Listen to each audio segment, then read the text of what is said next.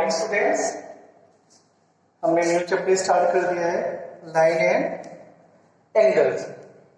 इसके बाद नहीं, लाइन एंड एंगल्स में हमने इंट्रोडक्शन बताया था आपको। लाइन है ना, line segment, angles, type of angles, then non intersecting line, intersecting line, ये सारी चीजें आपको रिकॉल किया था।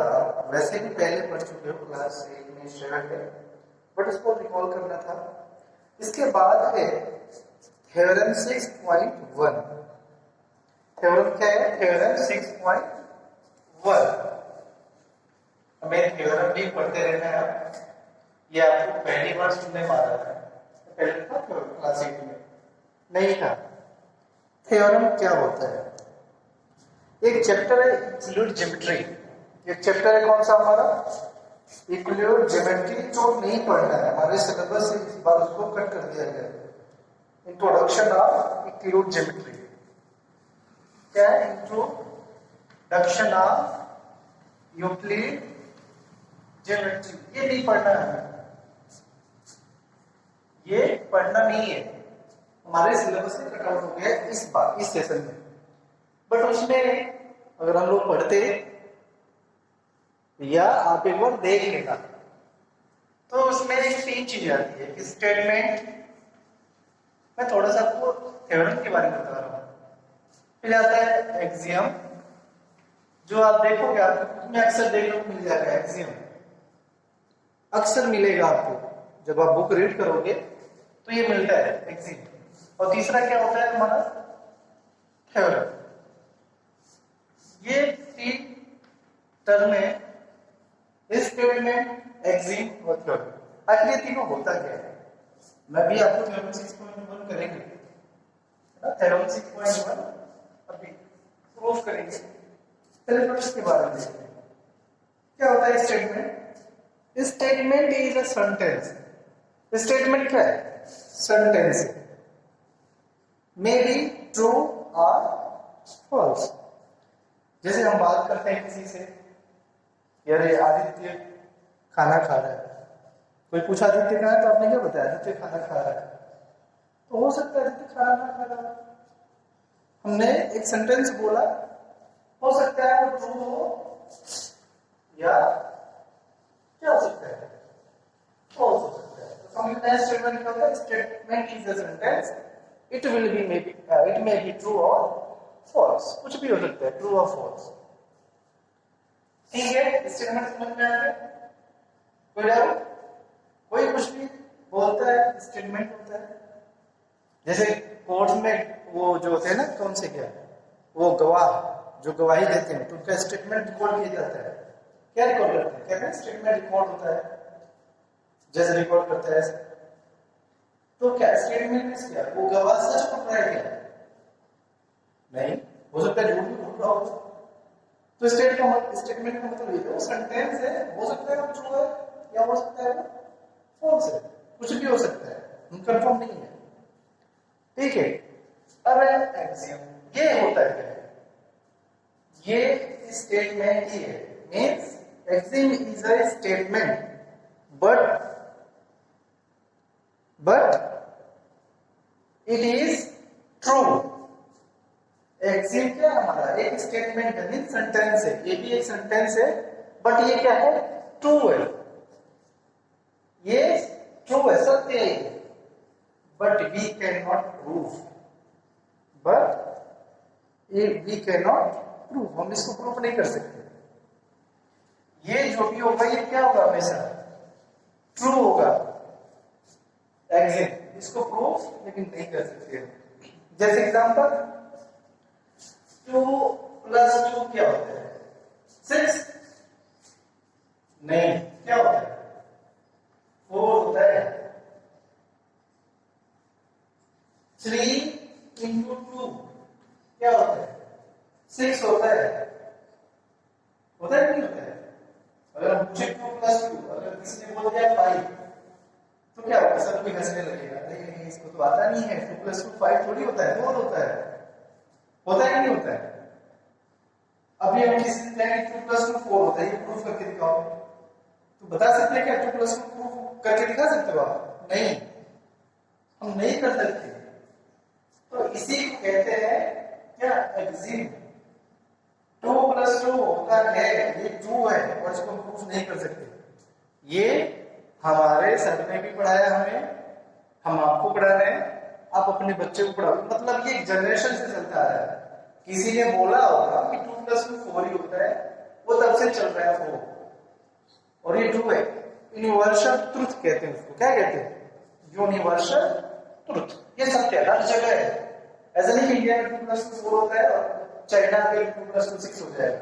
नहीं, ये यूनिवर्सल ट्रुथ है। समझ में आया? 3 × 2 6, हर जगह 6 से मल्टीप्लाई करेंगे तो। अनदर एग्जांपल, जैसे सन जो राइज होता है किधर से? ईस्ट से, है ना? सन किधर से राइज होता है? ईस्ट, पूरब से। तो ये भी यूनिवर्सल ट्रुथ है। अगर कोई कहे नहीं सूरज है पश्चिम से उगता है, तो सबको ऐसे कह रहे बेवकूफ है, सूरज पश्चिम में डूबता है, उगता थोड़ी है। अब कोई क्या प्रूफ करके आप कैसे दिखाएंगे?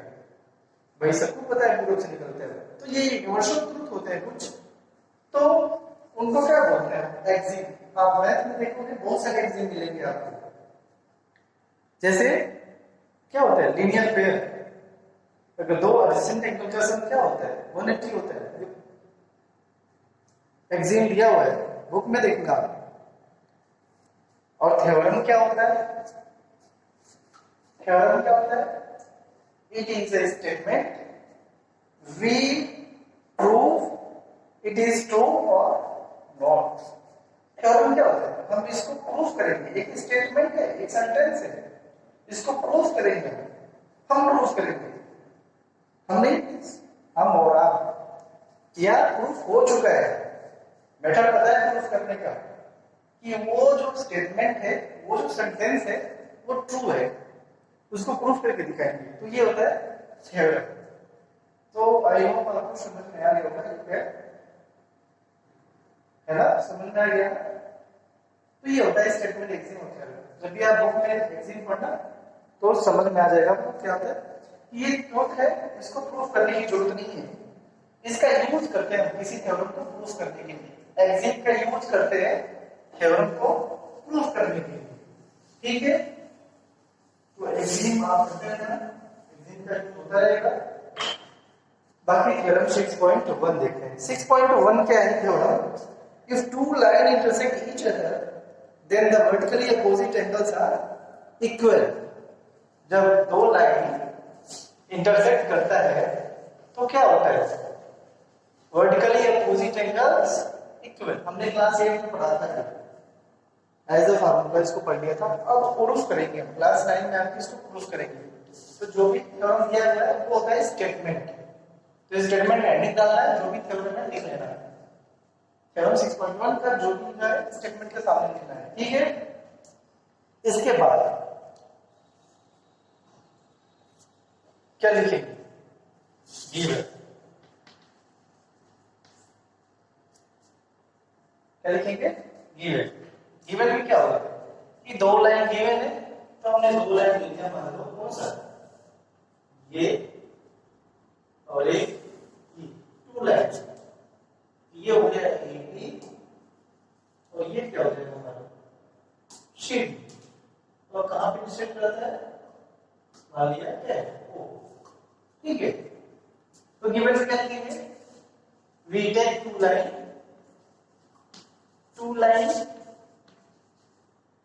क्या है? Two line A B and C D which are intersect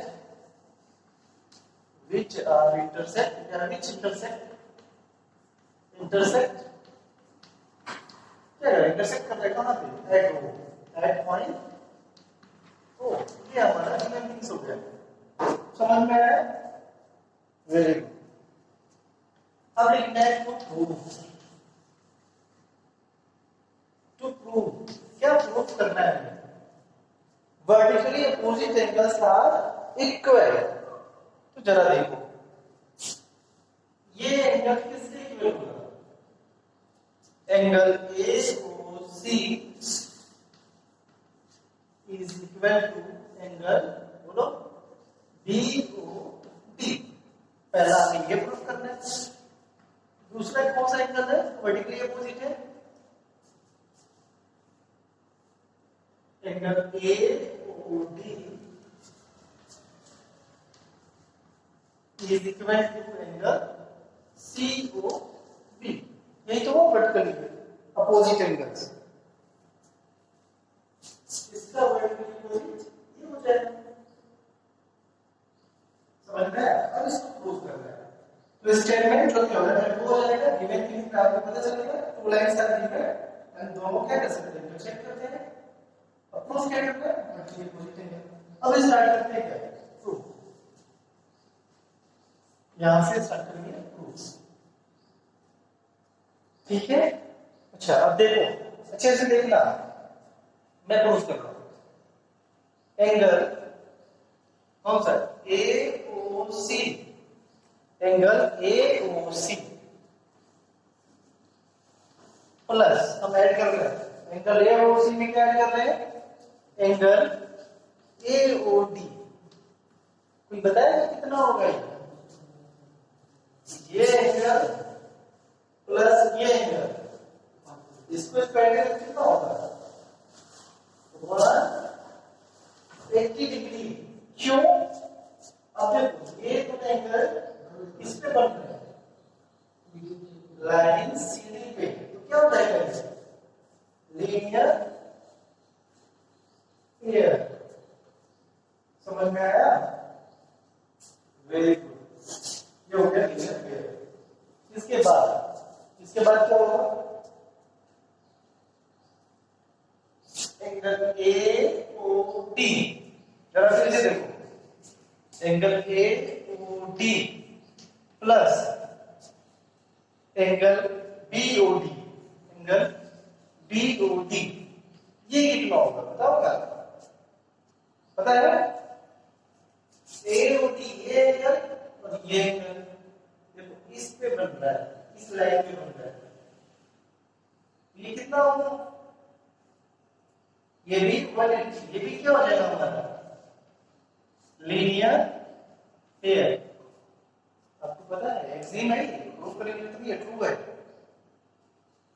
अब देखो जरा अगर इसको हम इक्वेशन 1 कर लेते हैं और इसको इक्वेशन 2 कर लेते हैं तो 1 और 2 में क्या दिख रहा है आपको? कुछ दिखा 1 2 में? बताओ। Yes right hand sides are equal.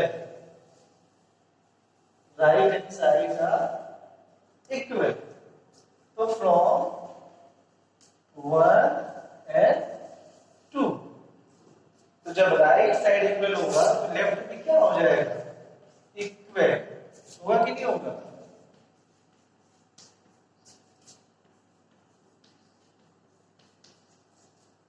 Very good. अभी देखो दोनों तरफ एक चीज कॉमन क्या एंगल AOD है ना और दोनों सेम है साइन भी सेम है तो बिना ट्रांसफर किए हुए हम इन दोनों को क्या कर सकते हैं कट कर सकते हैं। जब दो equal numbers letters different side में हो दोनों अलग साइड में हो और साइन सेम है तो हम उसको डायरेक्ट कट कर सकते हैं। तो क्या बचा यहाँ पे angle AOC is equal to angle BOD। आप देखो शायद ये फर्स्ट पार्ट है हमारा जो प्रूफ करना था। समझ में आया? ये क्या हो गया हमारा फर्स्ट पार्ट प्रूफ हो गया। तो चाहोगे आप देखो first angle AOC is equal to angle BOD हमने पढ़ाया था अभी प्रूफ कर दिया। नेक्स्ट सेकंड पार्ट लिखना। सेकंड पार्ट में क्या AOD is equal to angle. ठीक है सेकंड पार्ट स्टार्ट करते हैं। देखो जरा अगर आपको आता है तो बहुत सारे मेथड से प्रूव कर सकते हो। Angle AOD plus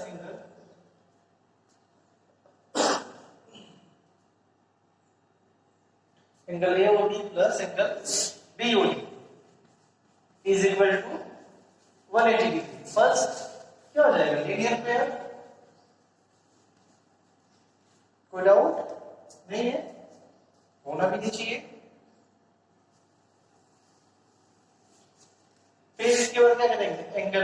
BOD plus angle BOC। जरा देखो BOC, ये भी क्या हो जाएगा हमारा 180 डिग्री। ये भी क्या होगा हमारा लीनियर पेयर। अच्छे से देखते रहो फिगर और जो हम सेंटेंस स्टेटमेंट लिख रहे हैं वो क्लियर है। तो फ्रॉम सॉरी ये पहले 1 2 हो गया, इसको 2 कर ले, सॉरी 3 कर ले, इसको क्या कर लेंगे 4, क्योंकि 1 2 पहले हो गया तो 3 4 कर लेंगे। तो फ्रॉम 3 एंड 4 से क्या होगा, राइट साइड से इक्वल है तो क्या हो जाएगा लेफ्ट हमारा क्या हो जाएगा, लेफ्ट इक्वल हो जाएगा। फिर सिमिलरली वैसे ही हो जाएगा, angle AOD plus angle BOD is equal to angle BOD plus angle BOC। ये देखो कैंसिल हो जाएगा, क्या हो गया angle AOD is equal to angle BOC। ये हमारा सेकंड है। लास्ट में लिखेंगे इट्स ट्रू। लास्ट में क्या लिखेंगे इट्स ट्रू। तो ये था थ्योरम 6.1, बहुत इजी थ्योरम है। थ्योरम कभी कभी पूछ लिया जाता है, वैसे थ्योरम बहुत कम आता है, बट हाँ उसकी प्रॉपर्टी यूज होती है, चीज ध्यान रखना। तो ये था 6.1, ठीक है। अब इसके बाद एग्जांपल है, आप एग्जांपल सॉल्व करोगे, जो भी एग्जांपल है आप सॉल्व कर लेना। देन इसके बाद एक्सरसाइज 6.1 क्या है 6.1, ठीक है। स्टार्ट कर 6.1, कोई डाउट तो नहीं है? नहीं, वेरी गुड। तो 6.1 में फर्स्ट क्वेश्चन देखो आप, ये पूरे बुक का सबसे इजी चैप्टर है। हम आपको बता रहे हैं पूरे बुक का सबसे इजी चैप्टर है। क्यों? क्योंकि हम 7 से पढ़ते आ रहे हैं राइट एंगल्स के बारे में, ज्यादा इसमें कुछ नहीं, बस आप माइंड यूज करिए, सारे के जो भी जितने भी प्रॉब्लम है सारे सॉल्व करेंगे। देखो दिया फिगर की जो है ऑलरेडी गिवन फिगर 6.13, AB और CD क्या है, AB और CD इंटरसेक्ट करता है एट O, यहां पे इंटरसेक्ट कर रहा है, ठीक है। इफ AOC प्लस BOE ले लेते हैं, AOC तो गिवन थिंग्स है, AOC plus angle BOE is equal to 70 degree and angle BOD given things जरूर लिखना है, BOD कितना है, BOD that is a given 40 degree, BOE find the BOE figure देखो तो आपको पता चल जाएगा किधर है ना, that is a E, और उसका रिफ्लेक्स एंगल निकालना है किसका, COE का। ये गिवन थिंग्स है हमारा, क्या फाइंड करना है, टू फाइंड, प्रूफ नहीं करना है, टू फाइंड करना है क्या, एंगल BOE और क्या फाइंड करना है, BOE और रिफ्लेक्स एंगल किसका है, reflex angle COE, reflex angle COE, COE किधर है, COE इसका रिफ्लेक्स एंगल, समझ में आ गया। AOC प्लस BOE ये प्लस ये कितना है 70 डिग्री दिया हुआ है ना। अब जरा करते हैं सॉल्व,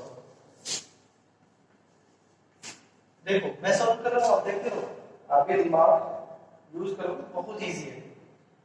CD और AB क्या है हमारा, since AB and CD line segment या line are intersect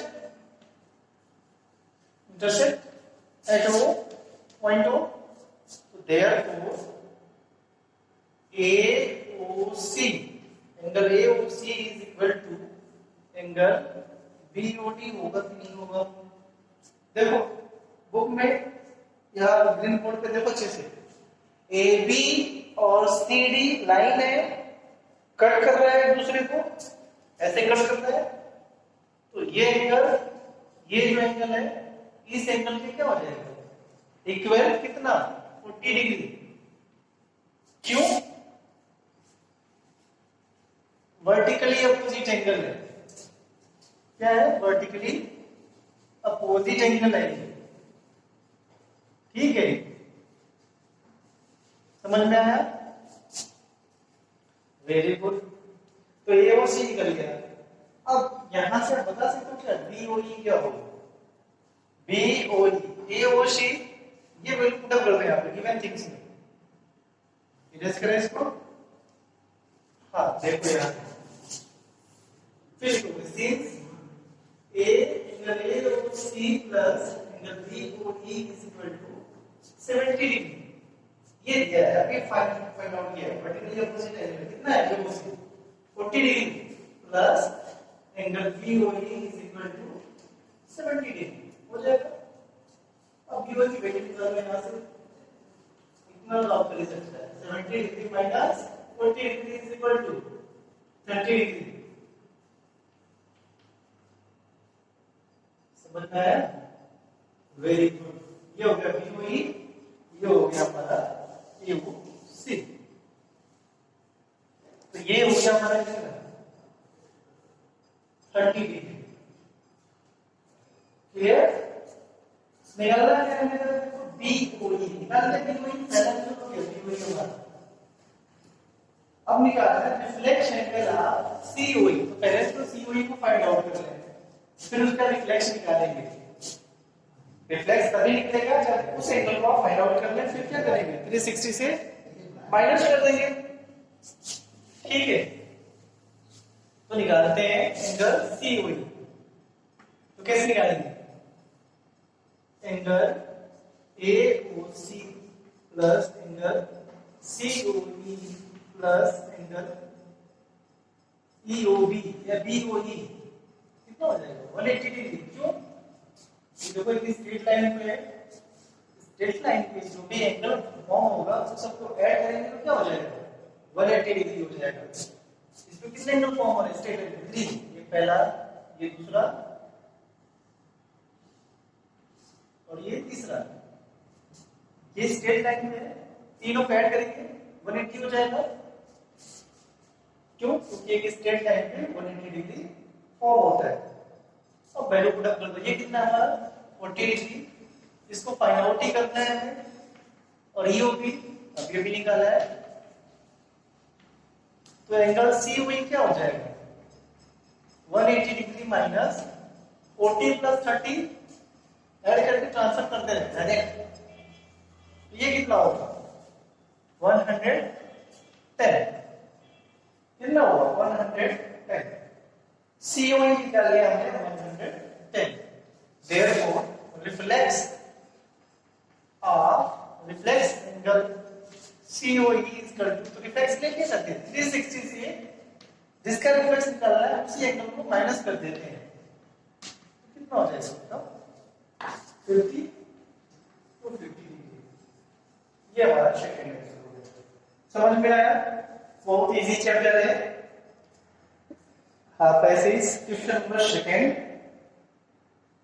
करोगे, कर लोगे सेकंड। अब सेकंड निकलना, अब फोर्थ करना। क्वेश्चन नंबर 4 मैं आपको छोड़ रहा है। क्वेश्चन नंबर 4 के लिए क्वेश्चन नंबर 4 ये होमवर्क है आपका। Question number 1 complete. Question number 4 आपका होमवर्क। अगर आपको क्वेश्चन नंबर 2 आता है तो ट्राई करना है, 3 भी आता है तो ट्राई करना है, अगर 5 आता है तो ट्राई करना है, 6 आता है तो ट्राई करना है। मींस 1 2 3 4 क्वेश्चन अगर आपको आता है तो ट्राई करना है। क्वेश्चन नंबर 2 3 5 6 अगर आ जाए तो वेरी गुड, नहीं आ जाए तो मैं कल इसको सॉल्व करेगा। 2 को 3 को 5 को और 6 को। 4 तो नहीं करेगा, 4 आपको करना है। ठीक है, तो स्टेटमेंट एक्सिम थ्योरम पता चल गया। थ्योरम 6.1 हो गया। क्वेश्चन नंबर 1 और क्वेश्चन नंबर 4 होमवर्क आप ट्राई करके ग्रुप में फिक्स डाल देना ताकि मैं देख लेगा सही है कि नहीं है। ठीक है, तो आज के लिए इतना। Thank you.